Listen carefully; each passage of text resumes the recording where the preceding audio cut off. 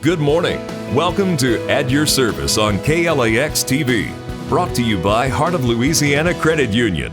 Good morning. I'm Lola Davis Michelle. So on today's At Your Service, our guest is Burl Kelton. He is with the Small Business Administration. We're talking about disaster loans and people who need more help. That's right. Declared disasters. And so you're here to tell us how to do it, right? Right. And what to do How it and how to goes go about it. and all of that. And you're partner with FEMA, the Small Right. Business Administration. We're another federal agency. Okay. A lot of people are familiar with SBA as a assister to businesses for bank loans and things like that.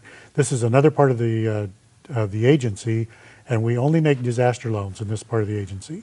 And they're all direct federal loans, low interest, long-term federal loans. So not from a bank, U.S. Treasury. Right. Okay.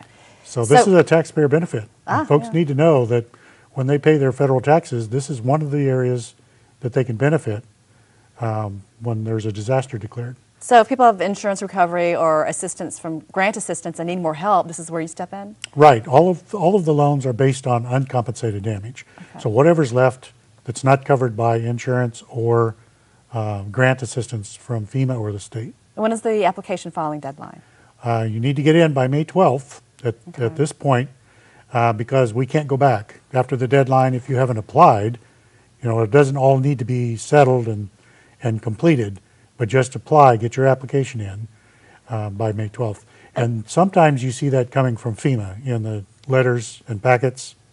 So if you see that, you need to complete it and get it into the system, get it into us. And go over some of the credit requirements. Well, what we're looking for is repayment ability and reasonable credit. So if a person needs to borrow a certain amount of money and we can see that there's repayment ability, we can actually adjust the term up to 30 years.